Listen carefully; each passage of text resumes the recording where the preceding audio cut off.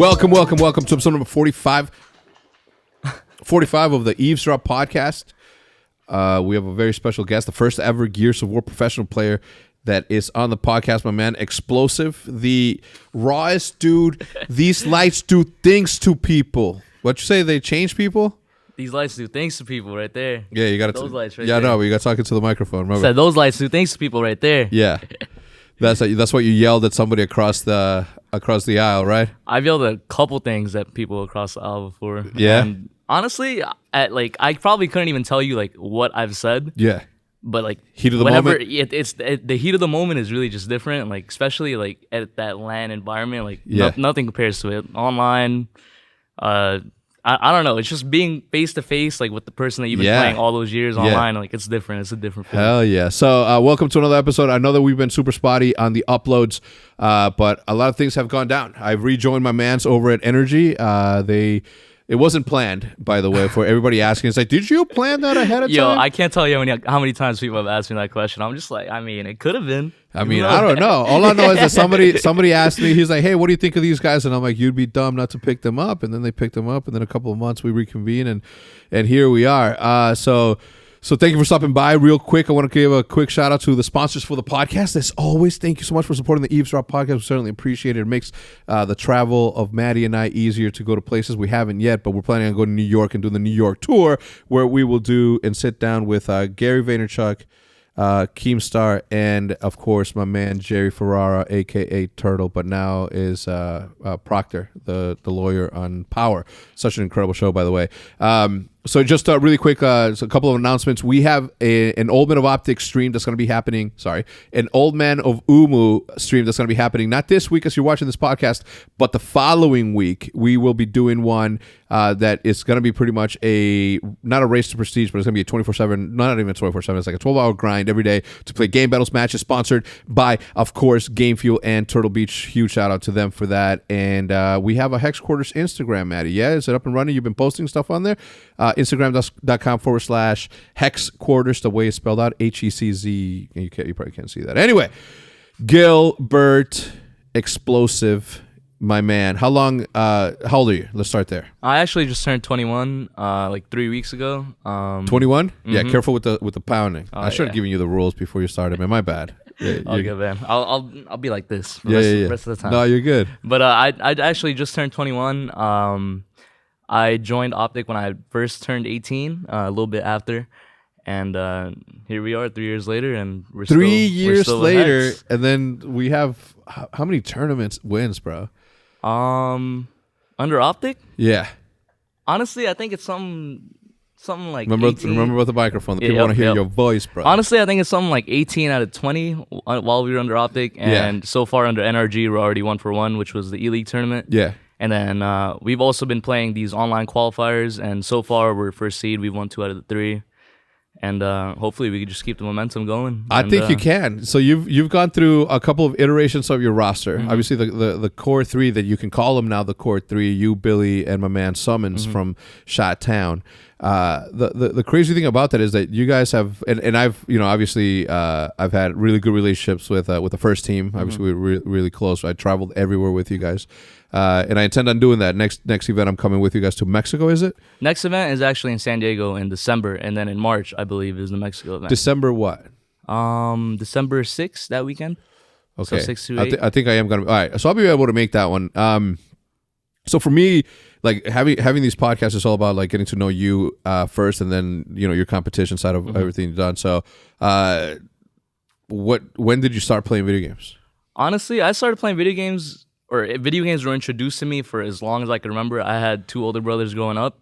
So literally since I was 2-3 years old, they were on their computer playing either NBA, whatever NBA was out back then. Get the hell out of here. It was some basketball game, or they were playing on StarCraft. PC? Yes. Of course, it was choppy graphics. It was 10 times worse than Minecraft graphics. NBA Jam?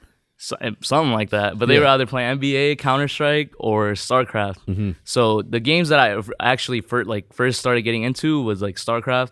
And honestly, I wasn't that good, but for a little kid, it kind of gets your mind used to that competitive edge, I guess, competitive mindset. Yeah. And I don't know. In terms of Gears of War and console gaming, I I never really took it serious because I didn't know it was a thing. Like it was just kind of like something that I was doing like as a hobby. And then towards the end of my high school year, they actually announced like the Gears of War like pro league, which was like $1 million prize pool. How old were you? And I was a senior in high school, so I was 17 about to turn 18.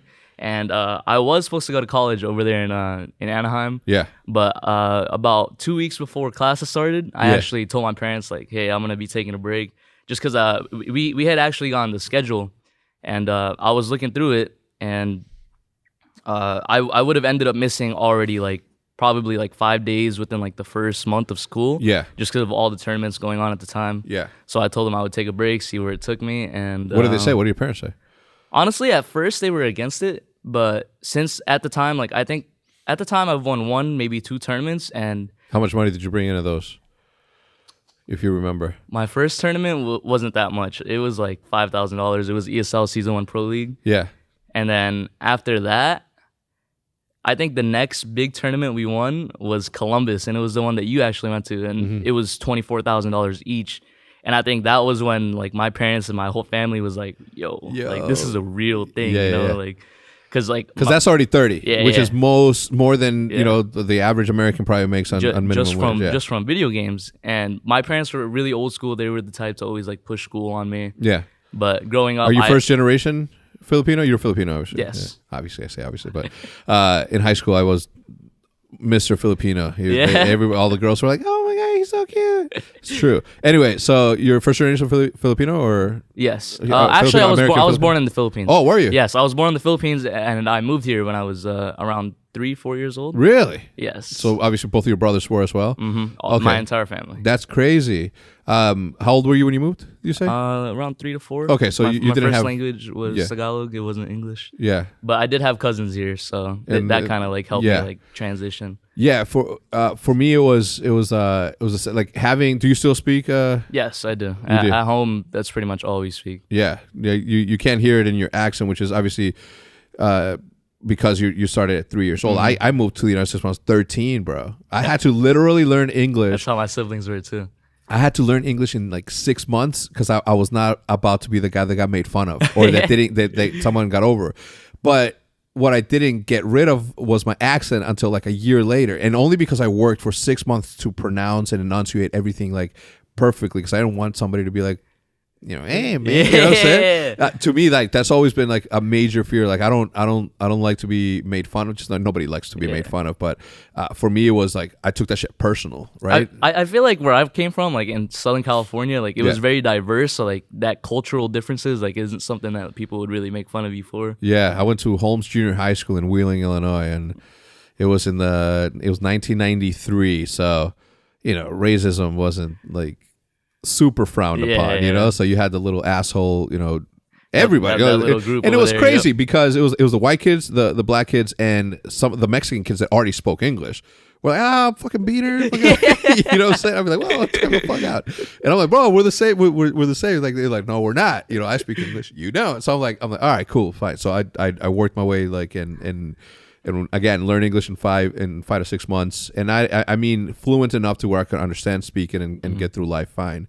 But the accent was the thing that I had to work on super hard. My sister worked, I think, like a year and a half harder or longer than I did to lose her accent. You know, so. I think I'm the only one in my family actually without an accent. I think if you talk to any of them, you could tell that English like isn't their first language. So. Hell yeah, that's great. Do you go back to the Philippines at all? I actually haven't been since 5th grade. I'm thinking about I believe my family's going on. In December, so hopefully I'm planning on going along with them. Look, bro, there isn't anything better than to be able to go back to, you know, to where you came from. You know what I'm saying? Especially as a grown, like as an adult, grown not a child that can spend money out there. You know what I'm saying? Don't bring cash. You know what I'm saying? Just I don't know how you guys get down there, but it'd be a very good experience. And if I can recommend anything to anybody everywhere, it's like take a family trip with someone to go experience something together, because the shit that you're gonna learn from there, there's gonna be nothing better for you, bro, to be able to go down the street and then your dad be like, I grew up there, and then you look at it and then you put yourself in the privilege that you have now living in the United States.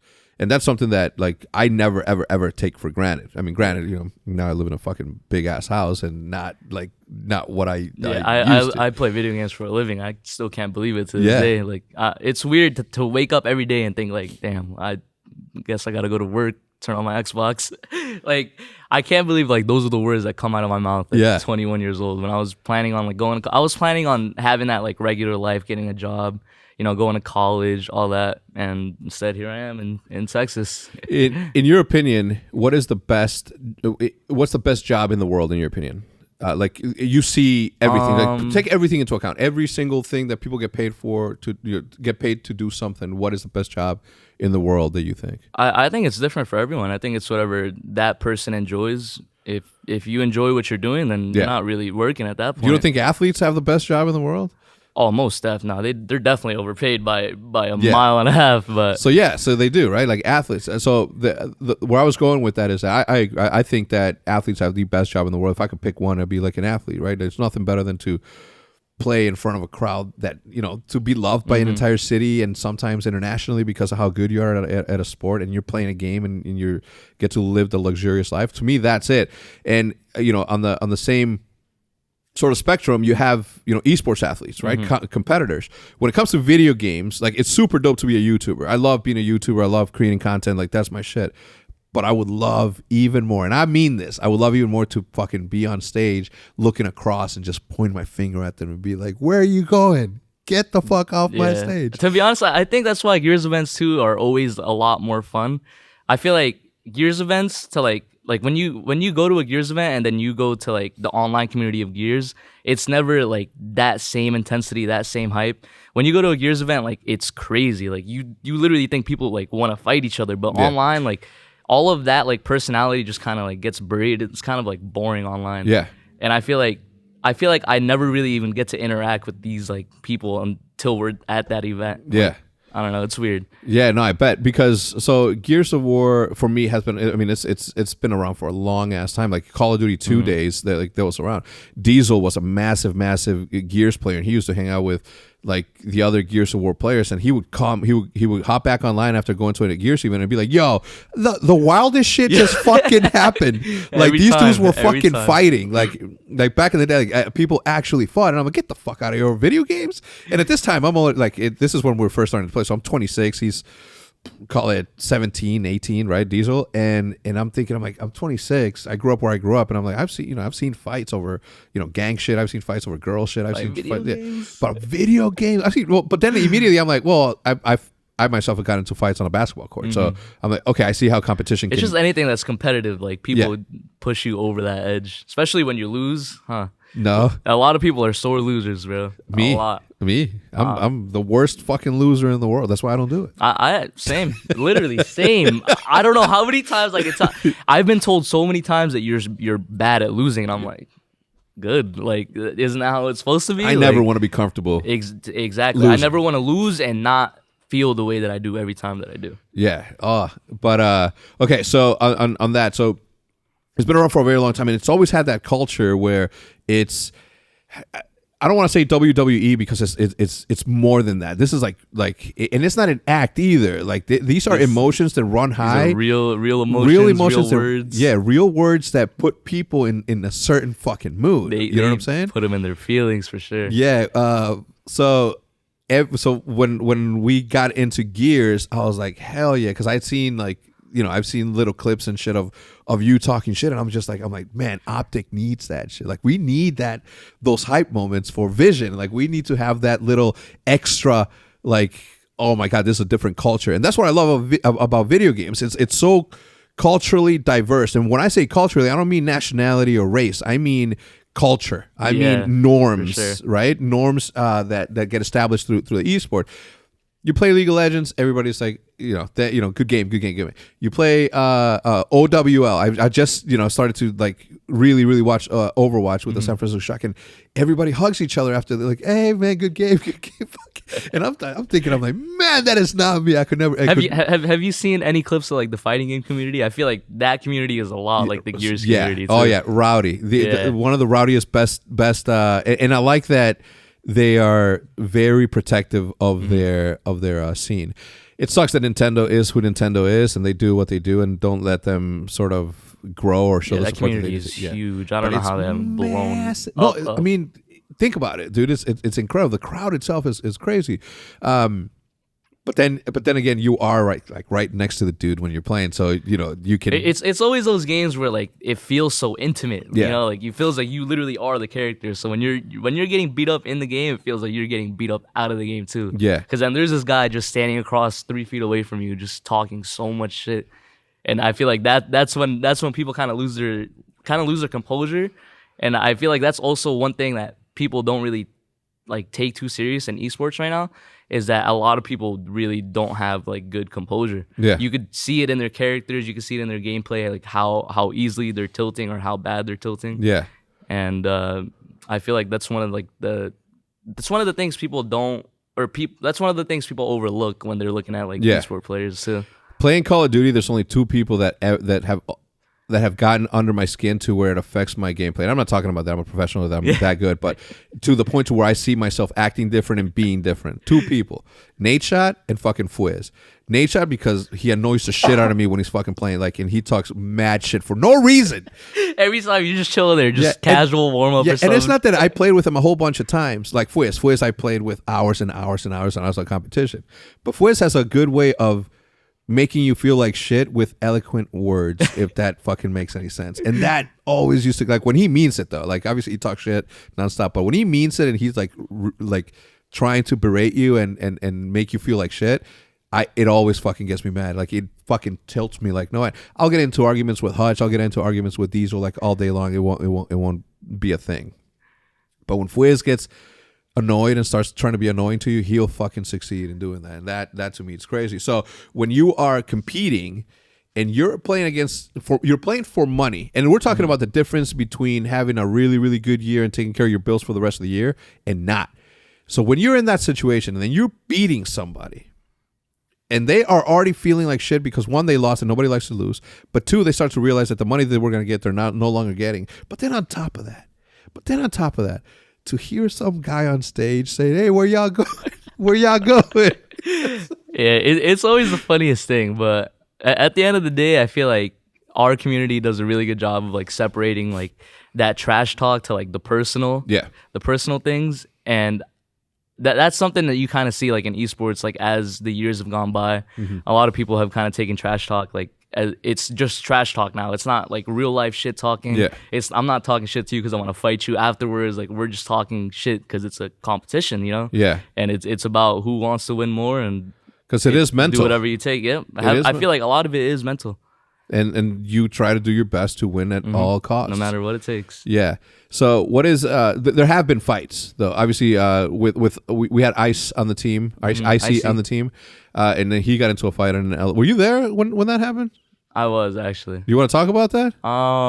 You don't have to. I don't even feel pressured. It's honestly, I don't know if he wants me to. But pretty much, it wasn't even a fight. Yeah. They were gonna fight, but one swung before the other. Pretty much, and it was in a public space, so it's not like they could have even fought if they wanted to. So. But in situations like that, I always feel like, man, I wonder if it had to do with the game or it had to do with like a little bit more than that. Situations like that, it's never just about the game. If anything ever escalates to that level, it's always because it's something personal that was said and one person felt some type of way, regardless of whether or not the other person meant it or not. Like, that's how they feel, and like it's at that point, like you either talk about it like grown men or you do that. And, and they did that. And they did that. Yeah. And did we win that event? Yes, we actually so did. we still Icy was actually going off that event. Oh, of course, man. That dude's nasty. Tooth. Yeah, he was tweaking. He did get a tooth knocked out, right? It's people underestimate how weak a tooth is. You know what I'm saying? Like it's really easy to knock your tooth out. It flies. Yeah, it yo, that thing went flying. Wait, what do you mean? You saw the tooth fly? Yes, I saw the tooth. How? What did he hit him from the side? Because if you hit somebody head on, like it goes inside your mouth. I think he did hit him from the side because we were in the elevators waiting to go up. Like that. And you saw the tooth fucking fly. I was like, yo, and then after that, we just kind of. Did you guys pick it up? Yeah, we did. I didn't pick it up. I don't know who picked it up, but he had it at the end of the day. I don't think you can replace that. No. It's not like a finger. It also wasn't like instantly like he got it back. He got it back like 6 hours after it happened. Because that happened, and then instantly we got pulled to the side like we were back in high school. Yeah, I think I got a call saying, he's like, hey, how do we handle a fight? Yeah. I'm like, did it happen at the venue? No, it's none of your fucking business then. The league has no jurisdiction here at all. I'm pretty sure they wanted to ban the players from that event too. So I was almost forced to play with Ashes, our coach, for the second time in my career. He says he's good.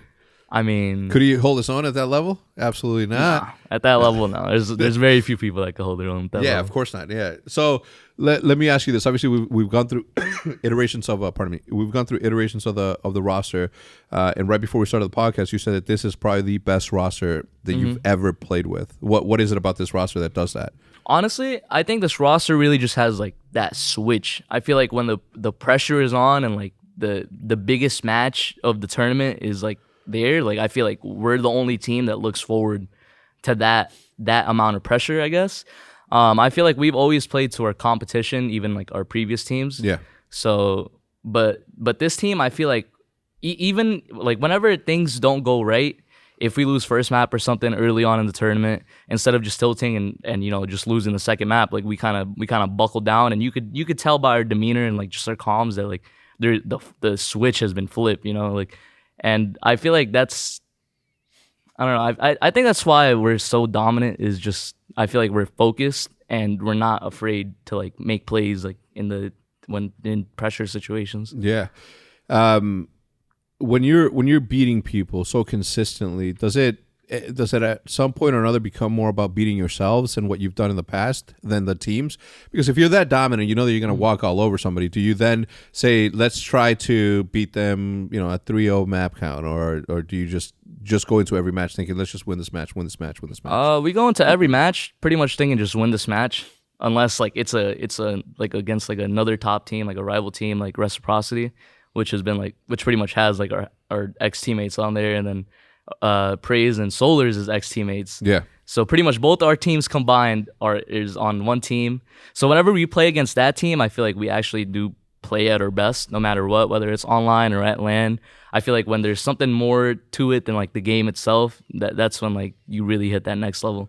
What I liked about Praise coming on the team was that you added another person that was just going to be just as loud as you, if not he might be worse. louder. He might actually be the loudest person in the Gears community, and there's a lot of loud people in our community. Yeah, but he's mad funny. Yeah, bro. no, he's from the Bronx. He does his thing all the time. So he's the guy that he's like, where y'all going? Yeah. Hey, no, point the camera at them. Where they go, bro? That's like one of the funniest. That was bad, and he was telling us too. Like he didn't even mean for them to like point the camera at them as he was walking, as they were walking away, but they did. Like, that is so disrespectful. Like, you can see him walk. They said, no, that was ruthless. Yeah, bro. That was bad. It was so ruthless that I grabbed that clip and I sent it to my friends who don't even play video games. I'm like, yo, check how wild this shit is. It's fucking ruthless out here. You would think that was scripted too. That was actually funny. No, he's nasty. I like him as a character in there. Like it's that. But I think from obviously, like there's a lot of stuff that isn't captured on video and that, and I think that's what, when Hecz used to follow you guys around, like he got to capture some of the stuff that really, sort of positioned what people look at the Gears community as, because and I'm not saying that we're the sole reason that it changed, because with more eyeballs on the Gears community, the more you'll understand the culture, and the more you'll be like, okay, this is part of the thing, and it's not necessarily disrespectful. To give you an example, a couple of years ago, people started getting salty at the fact that when a team came on stage that they didn't like, people were booing, and they're like, oh my god, I can't believe they were booing the other team. It's like, have you ever been to a fucking sporting event? Yeah, right. Have you ever been to a Bulls game in the 90s? We booed. That's what fans are for, Yeah, like, you booed them. You're not there to cheer everyone on. Like, you're there to pick one side.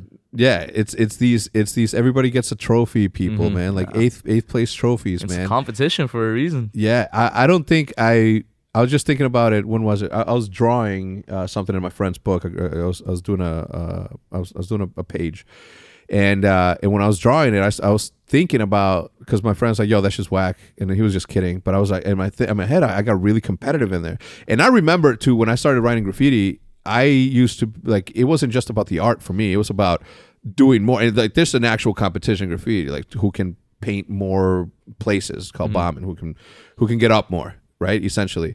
And when I was coming up, I'm like, all right, not only am I going to get up more, but my letters are going to look way better than your trashy ass letters. My letters are going to be more complex than yours. And it's always been that way with me. Like I can be competitive about fucking everything, right? Like I don't make this podcast and say, all right, I'm just gonna have a fucking conversation. No, I want to have the best podcast in esports. That's just the way that it goes. Anyway, that's for another thing. But so in the competition aspect, have you guys ever gotten to the point to where you have felt at times where you're just like, maybe we shouldn't be this. Maybe we shouldn't cross this line as much as we're crossing this line, or have you always been just like, let's win this and then we'll worry about what happens later? In terms of like talking shit? Talking mad shit. No, I've never ever crossed that line. I feel like that's one thing I do a really good job at. I always keep things in game, and I never really ever get personal unless they get personal with me. And at that point, like, you know, let's just hope no one swings. Yeah. So I don't know. It's really easy for me. I feel like for a lot of people in the Gears community, it's actually like a hard thing. Like there's obviously certain words that we can't say in tournaments, and people to this day are still getting like caught with technicals. Because now if you get caught saying those words, especially like during a listen-in, or if they hear you like on the camera, like you literally you have to put your controller down for 4 rounds and you can't play. You have to. Has that happened to us? Yes, it has happened. I think 3 times to us. Oh no, not to us, not to us, not to us. It happened 3 times in. They've only done it for 2 events, which was E-League and then Boston, the last Gears 4 event. And I know in Boston it happened like 5 different times where people are just in spawn without the controller. Just the thing about that though is that the tournament organizers need to do a way better job at letting people know that they're gonna go and do a listening. Yeah, for sure. Okay, there's nothing there's nothing stopping them from putting a signal light that says lights up red. That means that it's a lot of teams have coaches nowadays too. They could even like tell them. Yeah. So, but that's the thing. Like there was a lot of situations in Call of Duty where it was bad. You know, like very early on. You know, somebody dropped the N word and it was like like the hard R, and I'm like, what? I'm like, what the fuck's wrong with this dude? in a live on listening. Oh no, I don't remember the name. And even if I remember the dude's name, I wouldn't say it because it's and it wasn't right. But at the same time, from a broadcasting perspective, like you got to do a better job at letting people know, hey, we're gonna listen to you, so maybe turn it down a notch, right? You inspire your teammates or you hype up your teammates a certain way for whatever reason, and that's all fine and dandy. But in this case scenario, like you have to give that warning because maybe you don't want us overhype them by fucking going super hard. You know what I'm saying? Sometimes you need to turn yourself into a different person to be able to accomplish the thing that you want most. That's competition at its finest. Sometimes you really got to dig deep and say, I usually wouldn't do this, but I want to win this. Yep. You know, so you say something and bring something to knock the other dudes of its axis. So yeah, that's crazy. And you're saying that this happened recently on the technicals? Did they get away with, like, move away from that, or? I don't think it happened at E-League because I think after Boston, like everyone was like, yo, these guys aren't playing any games. So I think people actually did end up learning from that event. But I do know a couple of people that ended up losing like matches because they couldn't play for 4 of the 7 rounds that you need. So that's still like a terrible way to go out. I don't know. I would be really mad at my teammate if that's why we lost. Yeah, especially in the finals, because it could happen in the grand finals, right? There's no real like, all right, you can say whatever you can't say this unless you're in the finals, and then we won't penalize you because it's the finals. But that happens. That could be something that happens. Is the learning curve for Gears of War as tough as it seems? Obviously, for me being a first person shooter, looking at a third person shooter, it's just like, for me, it's like mind blowing how you guys are able to like do that. Like, what separates the men from the boys? Honestly, what separates the men in Gears, what separates the men from the boys is just the timing and just overall, like, just the overall experience that you have just from playing the game. A lot of us have been playing this game for damn near 10 years, so like we have all the timing down, all the mechanics that have been pretty much the same, slightly tweaked over the last 10 years, and honestly, I feel like the learning curve is really hard on the controller, but seeing people who have never really played Gears play it on the PC and seeing like how much they've improved after like a week or two, I feel like it's a lot easier on the PC. And I feel like Gears would be a lot more popular if it was mainly on PC, just because it's a lot more enjoyable. And yeah, have you played it on the PC? Never. No, I'm scared. Yeah. And when you say playing on the PC, are you talking about keyboard and mouse or just computer? Just computer. Okay. Keyboard and mouse or plugged in with a controller. Yeah, because how do you wall bounce with a mouse and a keyboard? Keyboard and mouse on Gears of War is actually OP. Like, yeah, really? I've played against a couple people on ranked matches and they don't miss. They don't miss. I feel like it's just because the game is overall slower. Yeah. And you just have more control, obviously, because you're on a mouse. Yeah. You know, it's becoming a little bit more clear that the using, to me, personally, that using a mouse is way easier to aim with than that. I'm gonna give a quick shout out to the sponsors really quick, bro, and then I'll come back, and then I'm gonna ask you what other games you play, because anyway, let me give them a quick shout out really quickly. This week, Butcher Box coming back for a second week in a row, and I love me a good filet mignon.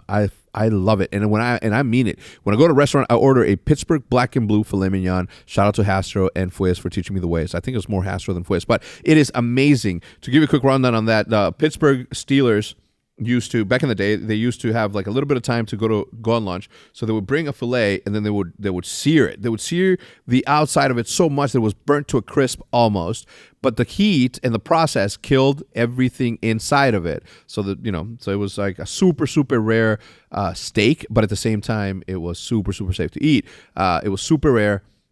Hence the blue in the Pittsburgh black and blue, because it's black on the outside and blue on the inside, but it's red. Anyway, it's delicious. My favorite thing to order. Make sure that you only order that with a filet and not with a T-bone or something like that, just so you can get the full effect. Anyway, back to this. When it comes to meat, quality matters, but there's more to quality and taste and texture on a meat, right? I personally believe that it has to be humanely raised, right? It's better for you, it's better for the animal, and more importantly, better for the environment, okay? Not everyone has a convenient access to high quality meat.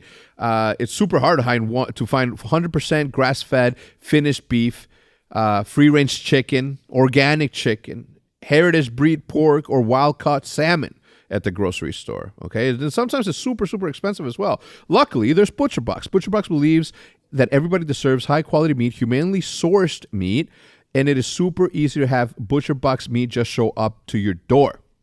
Never be without something to cook for dinner, because there's always meat in the freezer. One less trip to the grocery store, and a better, more affordable selection too, right? There's nothing more festive than a turkey dinner. I mean, it is Thanksgiving after all. So this year, make sure that Thanksgiving dinner is right with Butcher Box. I mean, that's next month, so we're almost there. So you better get going on this subscription. Every month, Butcher Box ships a curated selection of high-quality meat right to your house. All meat is free of antibiotics and added hormones. Each box has 9 to 11 pounds of meat, enough for 24 individual meals, which is why Maddie and I split it. It is packed fresh and shipped frozen and vacuum sealed, so it stays that way. And when we opened it, we saw the high-quality pack, and it had dry ice, the whole nine. It was super, super good. You can customize your box or go with any of their customizations. Either way, you get exactly what you want, okay? Butcher Box is the most affordable and convenient way to get healthy, humanely raised meat. With Butcher Box, you get the highest quality meat around for just $6 a meal. That is super cheap. Now that I think about it, I was just literally thinking about last night's dinner, and that was not cheap. And then they even have free shipping nationwide, except for Alaska and Hawaii. Don't ask me why. So yeah, with Thanksgiving right around the corner, now is the perfect time to give Butcher Box a try. Sign up today and get a free turkey. Free turkey for Thanksgiving. Okay? Free turkey to Thanksgiving plus $20 off of your first box. Just go to butcherbox.com/eavesdrop or enter promo code eavesdrop at checkout. That's butcherbox.com/eavesdrop or enter code eavesdrop at checkout to get a free turkey and $20 off. I mean, oh my God, $20 off and a free turkey? I mean, what else do you need? Man, just go to http://butcherbox.com eavesdrop /eavesdrop to enter promo code eavesdrop at checkout for a free turkey and $20 off of your first box. Oh my God, is that going to be topped off? Woo! I don't know. Anyway, we have Muggsy jeans also coming back for a second time. Certainly appreciate that. I got my Muggsy jeans. I've been wearing them. I just don't have them on right now. Unfortunately, I wish I would have planned it a little bit better to show you guys. You know, give you the full tour of what the fans. They're super comfortable. They're stretchy, but they're very, very solid jeans. Muxy jeans are the most comfortable men's jeans ever made. That's a fact. No exaggeration. Muxies are real jeans that literally feel as comfortable as sweatpants. The magic is in Muxy's proprietary fabrics, which include a blend of high-tech materials that use these jeans mind-blowingly soft and flexible. Okay, they make these jeans mind-blowingly soft and flexible. Best of all, Mugsy's comes with a stylish fit that is not too baggy, but also not too tight. You boys know what I'm talking about. So you look even better than you feel. If you're comfortable with jeans that look that good, Mugsy jeans are for you. The guys at Mugsy Jeans are confident you'll love them so much that they offer free USA shipping and returns, so your comfort is 100% guaranteed. Do your Lex a favor. Grab your own pair of the jeans that are sweeping the nation. Head over to Mugsy.com. That's MUGSY.com and use code HEX, H3ZZ, for $10 off. Again, that's Mugsy.com, MUGSY.com, and use code HEX with a 3 for $10 off. One last time for the people in the back. Head over to http://Mugsy.com and use code HEX with a 3 for 10% off. You should do it. They're super, super comfortable. Anyway, back to where were we? On the games, right? I have obviously Scumpy. I've seen play Counter-Strike. He's good. Crim 6, Karma's obviously good at every single fucking game that he plays. Are you really good at other games that you've played? Have you played Call of Duty? Let's start yes, there. I've definitely played Call of Duty. We've actually tried going pro in AW, or not pro. We tried qualifying for the semi-pro league, which was still a thing at the time, and we were actually one round away from qualifying, and we got flooded. We were one round away from qualifying, and we were in map 5 tiebreaker. Our host, our best map, our best game mode. And we ended up getting flooded, and in 5 minutes we got the loss. When you say flooded, like hit offline. Oh, yep. Damn. We got hit off. One of us Call of Duty kids, us got hit offline. One round away from making the semi-pro league, and Call of Duty kids, bro. I mean, some of them are so. I can't be mad at them really because because they did that. I'm in the position that I'm in. So yeah, but shout out to whoever flooded us. Yeah, so who definitely has never won any fucking money in any competitive sport. Oh man, by the way, loser. Oh, I hate that shit. So, so having played Call of Duty, do you think this is my thing? And the reason that I'm going to bring this up is because if I was in a position where I didn't have the ability to, obviously things are different on Call of Duty because of franchising. But if I was in a position where I am a brand new franchise. Or team. That's not a franchise because it differentiates. So get franchise out of your mind. Let's talk about 2 years ago, regular Call of Duty. If I was a team or a team owner that for some reason didn't have a good team, my first thing that I would do is I would go to the Tox guys, I would go to you guys, and I would go to somebody else in another game mode and try to get the best players from there and bring them on to Call of Duty. Because if you're good with a controller in certain levels, I do think that people like you can be pro in Call of Duty and can be better than 75% of the people out there. So it's a natural God-given talent, and that separates you from everybody else. And I think that if you get a cohort of those external outside players, not only would you have a fucking incredible storyline going into that genius, but you would also have like the ability to be like, okay, I'm gonna follow this team just because they're players from another fucking team and they've won championships in another team, in other games. You know what I'm saying? What are they doing here? Think about Formal, right? Formal was a Halo player. Think about Frosty, who was a Halo player. He did good in Call of Duty. You know what I'm saying? So if I'm me, and I don't have access to my Scumpy, I don't have access to my Crim 6s and that, I'm gonna go and pick up Explosive. I'm gonna get Billy.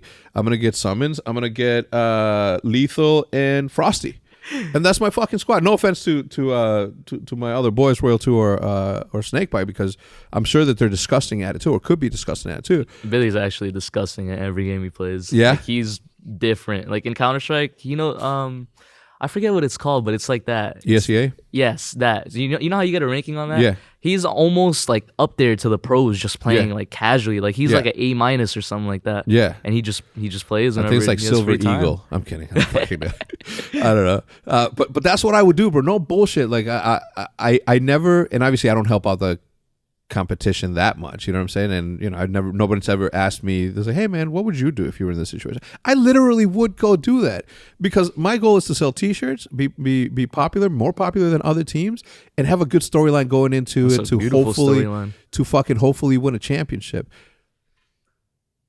Did you hear that? I did not. I'm fucking tripping. Damn, Dash is looking at me mean as hell.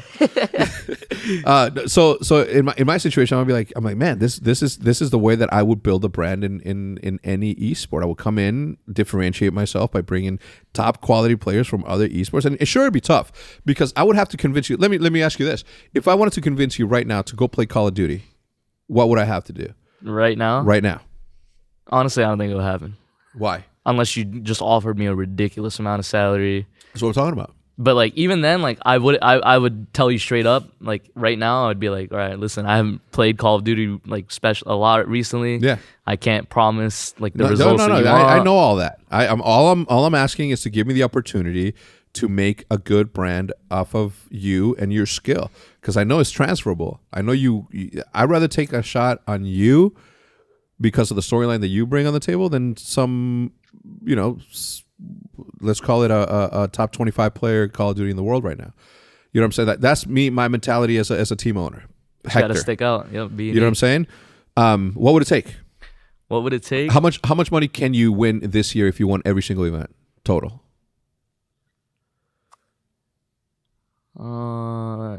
Total, I think probably around like 120, 150. 150,000. Let's assume. All right, so I'll offer you $200,000 sign-on bonus, right? And then I will pay you your salary, whatever the salary is, right? Would you do it then? Oh, most definitely. I'm out. I'm out like a light. I'm guaranteeing you your thing. Now, obviously, I would never do that because I like gears, and I know that the impact that removing a top player like you would how detrimental it would be to the scene, right? I wouldn't do that, but. Again, that's the sort of mentality that I would go into it with. And one of the times, I don't know who was somebody sick or somebody couldn't attend an event, because I tried to get formal to play. Remember? I actually do remember that. I forget. I think that might have been when Icy got banned because of that fight that we were talking about earlier. Yeah, I actually remember trying to get formal or one of the other Call of Duty guys to try and sub in for us. Yeah, I'm like formal, please, bro. You're so good. You would fucking do it. I don't even think anybody knows about. Imagine like we did that and showed up to Gears. At that point, everyone would literally want to like kill us, because I feel like that in a way that is kind of disrespectful. I don't think so. You don't think so? No, not at all. Because if anything, you're putting yourself at a I guess it is. I'm putting myself in a disadvantage. Like walking in, like, yo, we won the last like 10 events. So, and here comes formal. I'm here with formal. Bro, I literally said, I'm like, come on, man, please do it. Think about this. You're gonna be a Halo champion, Call of Duty champion, and now a Gears of War champion, bro. You will be untouched. Legend fucking dairy, bro. You literally stepped in and won. And guess what? You have the ability to do that with this fucking team. This team is that fucking nasty, bro.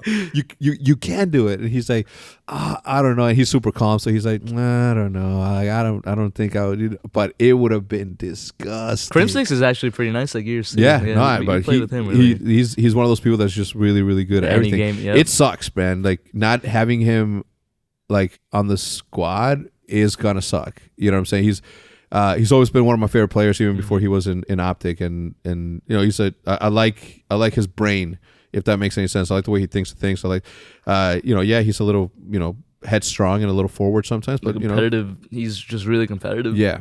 So yeah, I'm a bit salty at that part. But I did try to get formal to do it, and had we been able to put it, like literally Optic would have been that much fucking cooler. They would have been like, yo, Optic is on some shit right now. Imagine we won that event too. Like, yeah, I literally had zero doubts at the fact that we would have won that game, bro. I really think that obviously Icy's nasty, and replacing Icy with someone that hasn't played the game at a competitive level is a super gamble.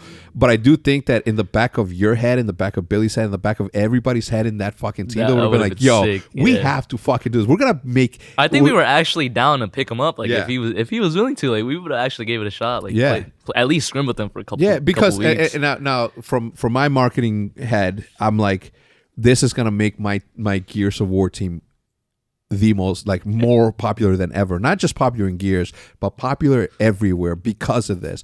And those are the sort of moves that you need to gamble on if you want to win. Because IC's already disqualified, so we are already going in at an under. Let's try to make a positive impact on this negative thing that we have going on. Let's do something fucking cool. Let's do something fucking wild. Let's do something that nobody's gonna see fucking coming.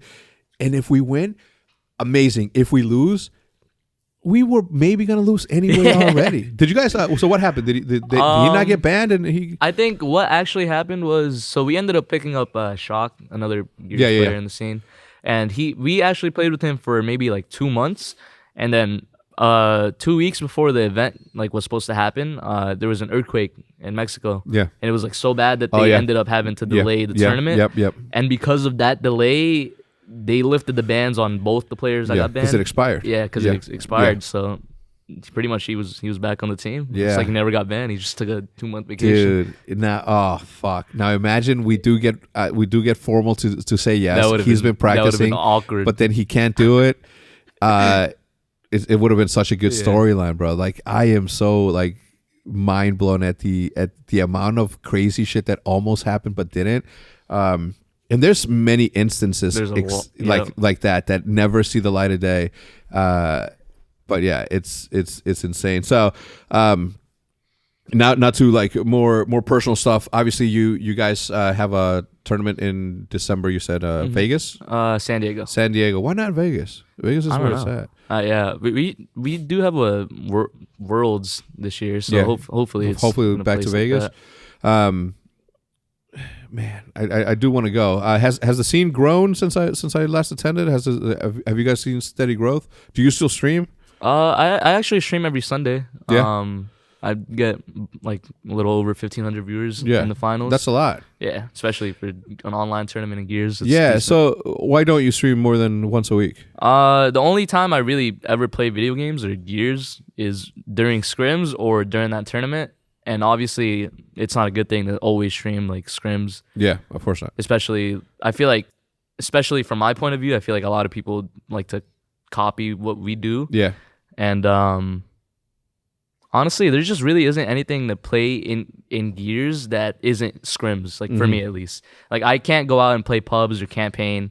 It's not, I mean, it's fun, but it's not like I can't sit there and do it for hours, you know? I'll sit there and do it for like an hour, 30 minutes, maybe just chill with my boys or something like that. But I don't do any of that. I only play game battles matches, and that I've never played pubs. Like even in the early days of YouTube, where I would have to get a 25-3 gameplay with a sniper, like that would be like that was like my tedious work. I would have to go and get that, and sometimes campers would get in the way of that.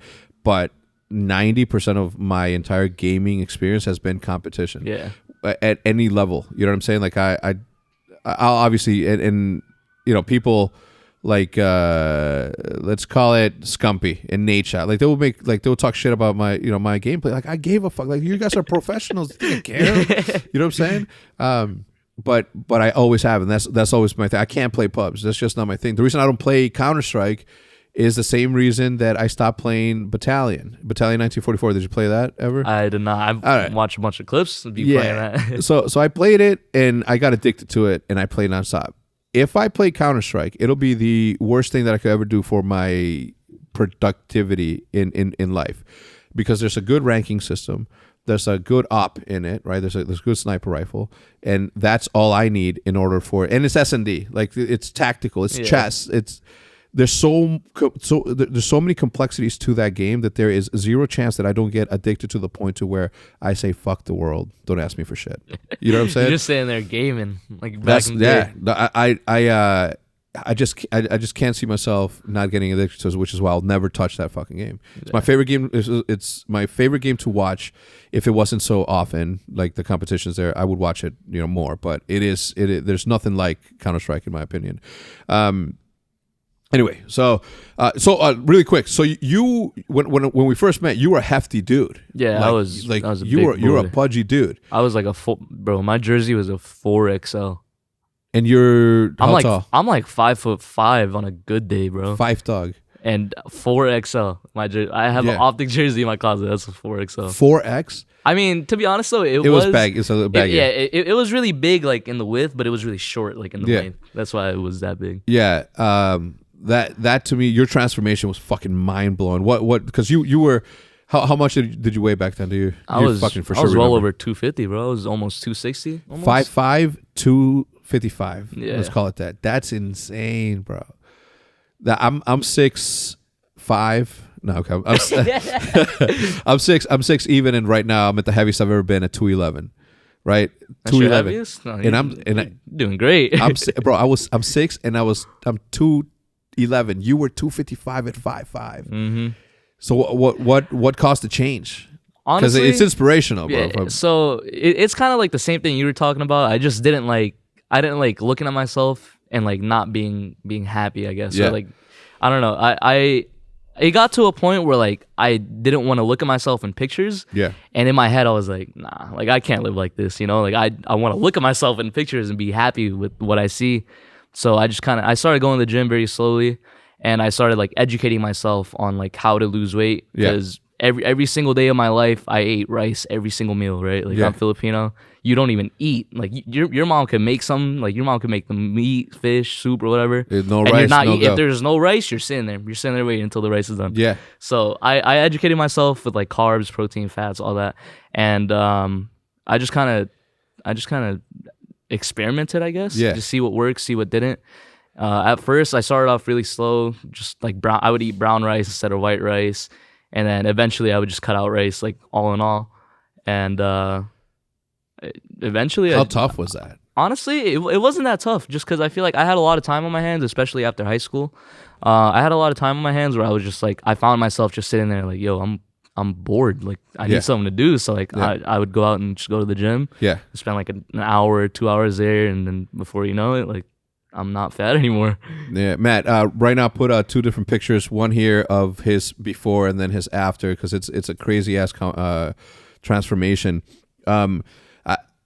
I don't think I could ever be shredded, because I love beans and I love tortillas. You know what I'm saying? It's my life, bro. I'm made of, like, my DNA has like little beans and tacos in it. I swear to God, it's that bad. I'm like 90% rice at this point. Yeah, and I as much as I never really gave it a true shot at dieting, properly or eating properly, because I think eating is one of the great wonders of the world. Like, it's one of the most it's the gifts of life. Yeah, the gifts of life. Like, food is up there, man. But I also wouldn't mind looking more handsome. You know what I'm saying? I'm not doing bad, but imagine it'd be unfair.